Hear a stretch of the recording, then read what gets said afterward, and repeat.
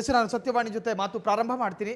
Madam, ಒಂದು ಹೆಣ್ಣನ್ನು ಶಾಂತಮೂರ್ತಿ ಅಂತ ಕರಿತೀವಿ, ಕ್ಷಮೆ ಇರ್ತಕ್ಕಂಥ ಅತ್ಯಂತ ದೊಡ್ಡ ಮನಸ್ಸಿನವಳು ಅಂತ ಕರಿತೀವಿ. ಅಷ್ಟೇ ಯಾಕೆ ದೇವತೆಗೂ ಕೂಡ ಹೋಲಿಸ್ತೀವಿ ನಾವು. ಆದರೆ ಇತ್ತೀಚೆಗೆ ನಡೀತಾ ಇರ್ತಕ್ಕಂತಹ ಪಾಪ ಕೃತ್ಯಗಳಲ್ಲಿ ಭಾಗಶಃ ಹೆಣ್ಣು ಮಕ್ಕಳೇ ಕಾಣಿಸ್ಕೊತಿದ್ದಾರೆ. ನೀವು ಹೆಣ್ಣಾಗಿ ಏನು ಹೇಳ್ತೀರಿ ಈ ತರಹದ ಘಟನೆಗಳಿಗೆ? ಈಗ ಈ ಘಟನೆಗಳು ಅತ್ಯಂತ ಶಾಕಿಂಗ್. ಇದಕ್ಕೆ ಕಾರಣ ಏನು ಅಂತಲೇ ನೋಡಬೇಕಾಗಿದೆ. ನಮ್ಮ ಸಮಾಜದಲ್ಲಿ ಹೆಣ್ಣಿಗೆ ಅತ್ಯಂತ ಪ್ರಾಮುಖ್ಯ ಸ್ಥಾನ ಕೊಟ್ಟಿದ್ದಾರೆ. ಒಂದು ಹೆಣ್ಮಗು ಹುಟ್ಟಿದ್ರೆ ಲಕ್ಷ್ಮಿ ಅಂತ ಹೇಳ್ತಾಳೆ. ಹುಡುಗಿಗೆ ಅತ್ಯಂತ ಒಂದು ಕೋಮಲ ಮತ್ತು ಒಂದು ಹೂವಿನ ರೂಪದಲ್ಲಿ ನೋಡ್ತಾರೆ. ಅದಕ್ಕಾಗಿ ಈಗ ರಿಸರ್ವೇಷನ್ ಸಮೇತ ಕೊಟ್ಟಿದ್ದಾರೆ. ಯಾಕೆಂದರೆ ಅವಳು ಸಬಲೆ ಆಗಿದ್ರೂ ಅಬಲೆ ಇರ್ತಾಳೆ, ಕೋಮಲವಾಗಿರ್ತಾಳೆ, ಮೃದು ಸ್ವಭಾವಿ ಅನ್ನೋದು ಇತ್ತು. ಬಟ್ ಈಗ ಸಿಚುಯೇಷನ್ನು ತುಂಬ ಚೇಂಜ್ ಆಗಿಬಿಟ್ಟಿದೆ. ತುಂಬ ಭಯ ಬರುತ್ತೆ. ಈ ರೀಸೆಂಟು ಇವತ್ತಿನ ನ್ಯೂಸಲ್ಲಿ ನೋಡಿಬಿಟ್ರೆ ಮಸಣಕ್ಕೆ ಕಳಿಸ್ಬಿಟ್ಟಿದ್ದಾಳೆ ಹೆಣ್ಮಗಳು ಅನ್ನೋದು ತುಂಬ ಶಾಕಿಂಗ್ ವಿಚಾರ. ಇದಕ್ಕೆ ಕಾರಣ ಏನಂತ ನಾವು ನೋಡಬೇಕಾಗತ್ತೆ. ಇದಕ್ಕೆ ನಮ್ಮ ಶಿಕ್ಷಣದಲ್ಲೇ ಒಂದು ನೈತಿಕ ಮೌಲ್ಯಗಳ ಕೊರತೆ ಅಂತಲೇ ನಾನು ಹೇಳೋಕ್ಕೆ ಇಷ್ಟಪಡ್ತೀನಿ. ನಾವು ಚಿಕ್ಕನ್ನಲ್ಲಿದ್ದಾಗ ಒಂದು ಮೌಲ್ಯಗಳು ಅಂತ ಇತ್ತು, ಒಂದು ಮಾರಲ್ ಸೈನ್ಸ್ ಅಂತ ಇತ್ತು. ಬಟ್ ಇವಾಗ ಏನಾಗ್ಬಿಟ್ಟಿದೆ ಗೊತ್ತಾ, ಶಿಕ್ಷಣ ಪದ್ಧತಿ ನಮಗೆ ಅಪ್ಪ ಅಮ್ಮ ಇಬ್ಬರು ದುಡಿತಾರೆ, ಆಫೀಸ್ಗೆ ಹೋಗ್ತಾರೆ. ನಾವು ಯಾವ ಸ್ಕೂಲ್ಗೆ ಹಾಕಬೇಕು, ಎಷ್ಟು ದೊಡ್ಡ ಸ್ಕೂಲ್ಗೆ ಹಾಕಬೇಕು, ಯಾವ ಲೆವೆಲಲ್ಲಿ ಇರುತ್ತೆ ಅನ್ನೋದೇ ನೋಡ್ತಾರೆ ಹೊರತು ನಮ್ಮ ಮಕ್ಕಳಿಗೆ ನೈತಿಕ ಶಿಕ್ಷಣ ಸಿಗ್ತಾ ಇದೆಯಾ ಅನ್ನೋದು ತುಂಬ ಕಡಿಮೆ ಆಗಿದೆ. ಮಾರಲ್ ಸೈನ್ಸ್ ನಮ್ಮ ಮಕ್ಕಳು ಎಷ್ಟು ಮಾರ್ಕ್ಸ್ ಬಂತು, ಎಷ್ಟು ಫಸ್ಟ್ ರ್ಯಾಂಕ್ ಬಂದ್ರ, ಏನಾಗ್ತಾರೆ ಅಂತ ನೋಡ್ತಾರೆ ಹೊರತು ಉತ್ತಮ ಪ್ರಜೆಗಳಾಗ್ತಿದ್ದಾರಾ, ಮನುಷ್ಯರಾಗ್ತಾ ಇದ್ದಾರಾ ಅಂತ ನೋಡೋದು ಕಾಣಿಸ್ತಾ ಇಲ್ಲ. ಎಲ್ಲರೂ ಒಂದು ರೇಸ್, ದುಡ್ಡು ಅವ್ರಿಗೆ ಕಾಣಿಸೋದೇನು ಗೊತ್ತಾ, ನನ್ನ ಮಕ್ಕಳು ಕಾಲೇಜಿಗೆ LKGಗೆ ಸೇರಿಸ್ಬೇಕಾದ್ರೇ ಅನ್ಕೊತಾರೆ ನನ್ನ ಮಗ ಡಾಕ್ಟ್ರ್ ಆಗಬೇಕು, ಇಂಜಿನಿಯರ್ ಆಗಬೇಕು, ಇಲ್ಲ ದೊಡ್ಡ ಆಫೀಸರ್ ಆಗಬೇಕು ಅಂದ್ಕೊಂಡೇ ಬರ್ತಾರೆ ಹೊರತು ಒಂದು ಒಳ್ಳೆ ಮನುಷ್ಯ ಆಗಬೇಕು, ಸಮಾಜಕ್ಕೆ ಒಳ್ಳೆಯವನಾಗಬೇಕು, ಒಂದು ಆದರ್ಶ ವ್ಯಕ್ತಿ ಆಗಬೇಕಂತ ಯಾರೂ ಆಲೋಚನೆ ಮಾಡಲ್ಲ. ಅದು ಏನಾಗಿದೆ, ದುಡ್ಡು. ತಂದೆ ತಾಯಿಗಳು ಅದೇ ಥರ ಎಷ್ಟು ಹೈ ಮತ್ತು ಸ್ಟೇಟಸ್, ಸಮಾಜದಲ್ಲಿ ನಮ್ದು ಯಾವ ಸ್ಟೇಟಸ್ ಅಂತ ನೋಡ್ತಾರೆ. ನೀನು ಯಾವ ಸ್ಕೂಲ್ಗೆ ಹಾಕಿದ್ಯಾ, ನಿನ್ಕಿನ್ನ ಜಾಸ್ತಿ ಸ್ಕೂಲಿಗೆ ನಾನು ಹಾಕಿದ್ದೀನಿ, ನೀನು ಎಷ್ಟು LKGಗೆ ಫೀಸ್ ಕಟ್ತಾ ಇದೆಯಾ, 50,000 ನೀನು ಕಟ್ತಾ ಇದೆಯಾ, ನಾನು 1 ಲಕ್ಷ ಕಟ್ತಾ ಇದ್ದೀನಿ, ನಾನು 4 ಲಕ್ಷ ಕಟ್ತಾ ಇದ್ದೀನಿ ಅನ್ನೋದೇ ಪ್ರಿಸ್ಟೇಜ್. ಆ ಪ್ರಿಸ್ಟೇಜಿಗಾಗಿ ದುಡಿಲಿಕ್ಕೆ ಹೋಗ್ತಾ ಇದ್ದಾರೆ ಅಪ್ಪ ಅಮ್ಮ ಇಬ್ಬರೂ.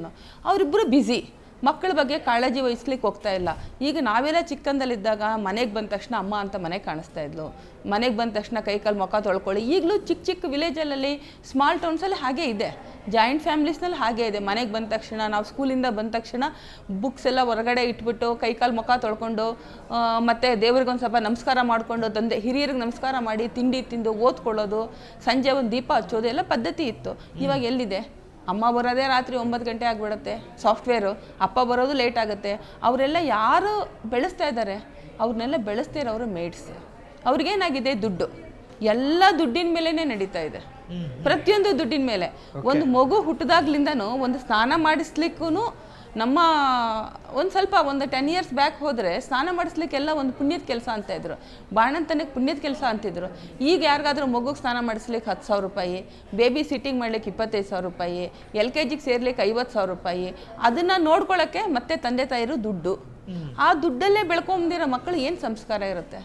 ಸ್ಕೂಲ್ನಲ್ಲಿ ಅಷ್ಟೇ. ಯಾರಾದರೂ ಗೌರ್ಮೆಂಟ್ ಸ್ಕೂಲ್ ಕಳಿಸ್ತಾ ಇದ್ದಾರಾ? ಇಲ್ವಲ್ಲ. ಎಲ್ಲರೂ ಪ್ರೈವೇಟ್ ಸ್ಕೂಲ್ಸು, ಪ್ರಿಸ್ಟೇಜ್ ಎಲ್ಲ ನೋಡ್ಕೊತಾರೆ. ಅದರಿಂದ ನೈತಿಕ ಶಿಕ್ಷಣ ಕೊರತೆ ಆಗ್ತಿದೆ. ನಾವೇನು ಮಾಡ್ತಾ ಇದ್ವಿ, ಏನು ಮಾಡಿದ್ರೆ ಏನು ತಪ್ಪಾಗುತ್ತೆ ಅನ್ನೋದೇ ಗೊತ್ತಿಲ್ಲ ಅವ್ರಿಗೆ. ಮೇಡಮ್, ಇಲ್ಲಿ ಎಲ್ಲ ಒಂದು ಕಡೆ ವೆಲ್ ಎಜುಕೇಟೆಡ್ಗಳು ಕೂಡ ಕ್ರೈಮ್ಗಳಲ್ಲಿ ಕಾಣಿಸ್ಕೋತಾರೆ. ಇಲ್ಲಿ ಶಿಕ್ಷಣ ಇದ್ದವರಿಗೆ ಮಾನವೀಯತೆ ಇದೆ ಅಂತ ಹೇಳಿದ್ರು ಕೂಡ ವಾದ ತಪ್ಪಾಗುತ್ತೆ. ನೋಡಿ, ನಾವು ಬೆಂಗಳೂರಿನಲ್ಲಿ ಇತ್ತೀಚೆಗೆ ನಡೆದಂತಹ ಘಟನೆಗಳನ್ನು ಉದಾಹರಣೆ ಆಗಿ ತಗೊಳ್ಳೋಣ. ಮೇಡಮ್, ಆಕೆಯ ಪಕ್ಕದಲ್ಲಿ ತನ್ನ ತಂಗಿ ಮಲಗಿದ್ಲು, ತನ್ನ ತಾಯಿ ಇದ್ಲು, ತನ್ನ ಗಂಡನನ್ನು ಕೊಂದು ಹಾಕಿದ್ದಾಳೆ. ನೀವು ಇತ್ತೀಚೆಗೆ ಬೆಂಗಳೂರಲ್ಲಿ ನಡೆದಿರೋದು ಇದು. ಪರಪುರುಷನಿಗೋಸ್ಕರ ಮಗುವನ್ನು ಕೊಂದು ಹಾಕಿದ್ದಾಳೆ. ನೋಡಿ ಮೇಡಮ್, ಇಲ್ಲಿ ಸಿಗಬೇಕಾಗಿರೋದು ಆಕೆಗೆ ಸಂಸ್ಕಾರನೋ ಅಥವಾ ಶಿಕ್ಷಣನೋ? ಫಸ್ಟ್ ಸಂಸ್ಕಾರ ಇಂಪಾರ್ಟೆಂಟ್. ನಮಗೆ ಒಂದು ಪಾಪ ಪುಣ್ಯ ನಮ್ಮ ದೇಶದಲ್ಲಿ, ನಮ್ಮ ದೇಶ ಇಂಡಿಯಾ ಅನ್ನೋದೇ ಒಂದು ಡಿಫರೆಂಟ್. ನಮ್ಮ ಸಂಸ್ಕೃತಿನೇ ತುಂಬ ಡಿಫರೆಂಟ್ ಆಗಿತ್ತು. ಕರುಣೆ, ಪ್ರೀತಿ. ಯಾರಿಗೇ ಆಗಲಿ, ಯಾವುದೇ ಆಗಲಿ, ಒಂದು ಒಲಿಂಪಿಯಾಡ್ಗೆ ಹೋಗಿದ್ಯಾ, ನಿನಗೆ ಯಾವ ರ್ಯಾಂಕ್ ಬಂತು, ಯಾವುದ್ರಲ್ಲಿ ಬಂದಿದ್ಯಾ ಅಂತ ನೋಡ್ತಾರೆ ಹೊರತು ನೀವು ಮಾನವೀಯ ಮೌಲ್ಯಗಳಿಗೆ ಎಲ್ಲಾದರೂ ಒಂದು ಎಕ್ಸಾಮ್ ಇರೋದು ನೋಡಿದ್ದೀರಾ? ಕರುಣೆ, ಪ್ರೀತಿ, ವಿಶ್ವಾಸಕ್ಕೆ ಏನಾದರೂ ಎಕ್ಸಾಮ್ಸ್ ಇದೆಯಾ? ಅದೆಲ್ಲೂ ಇಲ್ಲ. ಎಷ್ಟು ಒಲಿಂಪಿಯಾಡಿಗೆ ಬಂದ್ಯಾ, ಇಂಗ್ಲೀಷ್ ಸ್ಪೆಲ್ಲಿಂಗಿಗೆ ಬಂದ್ಯಾ, ಬೇರೆ ಪೇಂಟಿಂಗ್ ಬಂದ್ಯಾ, ಡ್ಯಾನ್ಸಿಂಗ್ ಬಂದಿದ್ಯಾ ಅಂತ ಇದೇ ಹೊರ್ತು ಕರುಣೆನ ಕೌಂಟ್ ಮಾಡ್ಲಿಕ್ಕೆ ಎಲ್ಲೂ ಇಲ್ಲ. ಆ ಕರುಣೆ ಬೆಳೆಸ್ಲಿಕ್ಕೂ ಯಾವುದೂ ಒಂದು ಮಾನದಂಡನ ಇಲ್ಲ. ಆಮೇಲೆ ಈಗ ಸೋಷಿಯಲ್ ಮೀಡಿಯಾದಲ್ಲಿ ಕ್ರೌರ್ಯ ತುಂಬ ಜಾಸ್ತಿ ಆಗ್ಬಿಟ್ಟಿದೆ, ಅದು ವೈಭವೀಕರಣ ಆಗಿದೆ. ಅದನ್ನೆಲ್ಲ ನೋಡ್ಬಿಟ್ಟು ಒಂದ್ಸಲ ಸಮಾಜನೇ ತುಂಬ ಕೆಟ್ಟೋಗ್ತಿದೆ ಅಂತಲೇ ಅನಿಸ್ತಾ ಇದೆ.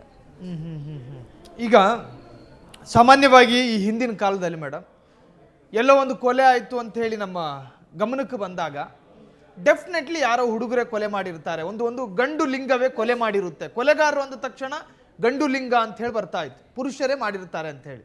ವರದಿ ಬರುವ ಮುಂಚೆ ನಾವೇ ಹೇಳ್ತಾ ಇದ್ವಿ ಯಾರೋ ಗಂಡಸೆ ಮಾಡಿರ್ತಾನೆ ಗುರು ಅಂತ. ಇತ್ತೀಚೆಗೆ ಸಮಾಜದಲ್ಲಿ ಆಗ್ತಾ ಇರೋ ಈ ಕ್ರಿಮಿನಲ್ ಆಕ್ಟಿವಿಟೀಸು, ಈ ಅಪರಾಧ ಅನ್ನೋದಿದೆಯಲ್ಲ ಮೇಡಮ್, ಇದರಲ್ಲಿ ಹೆಣ್ಣುಮಕ್ಕಳು ಕೂಡ ನಾವು ಯಾವುದ್ರಲ್ಲಿ ಕಮ್ಮಿ ಇಲ್ಲ ಅನ್ನೋ ಮಟ್ಟಕ್ಕೆ ಬಂದಿದ್ದಾರೆ ಅಂತ.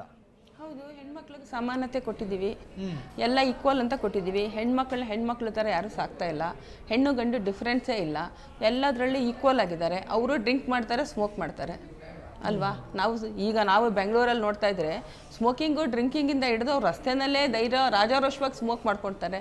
ಅವರು ಡ್ರೆಸ್ಸು ಗಂಡಸ್ರ ಥರ ಹಾಕ್ಕೊತಾರೆ ಹೊರ್ತು ಅವ್ರು ಗಂಡನ್ನ ಫಾಲೋ ಮಾಡ್ಲಿಕ್ಕೆ ಹೋಗ್ತಾ ಇದ್ದಾರೆ ಹೆಣ್ಮಕ್ಳು.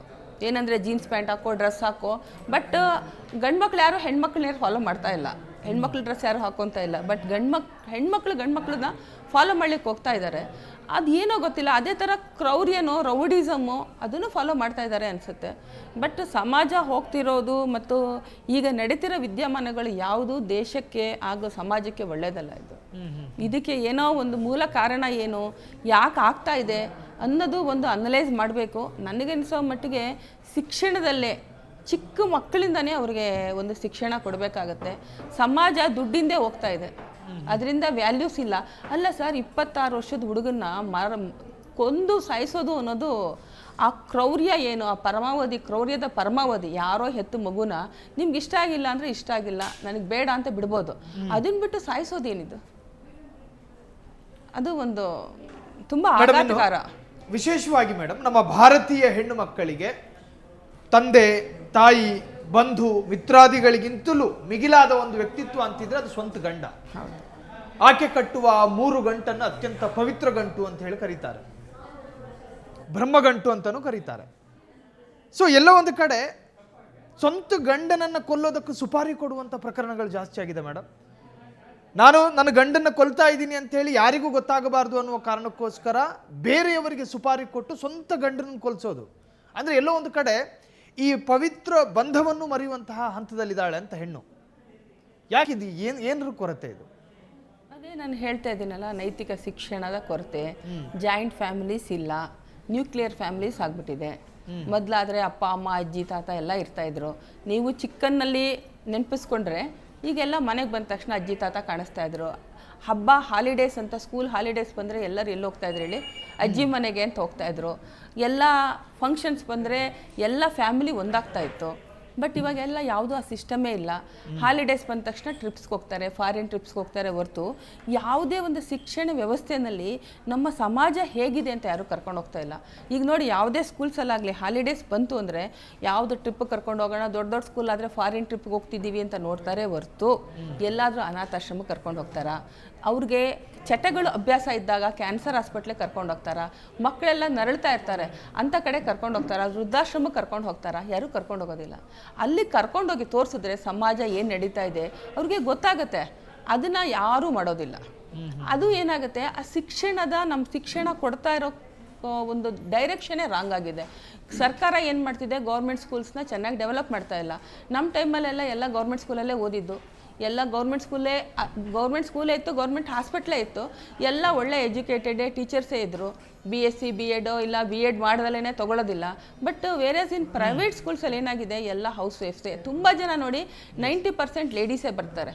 ಆಮೇಲೆ ಅವ್ರ ಶಿಕ್ಷಣದಲ್ಲಿ ಹೇಗಿರುತ್ತೆ ಗೊತ್ತಾ, ಆ ಪೇರೆಂಟ್ಸ್ನ ಅಟ್ರಾಕ್ಟ್ ಮಾಡಲಿಕ್ಕೆ ಇರ್ತಾರೆ.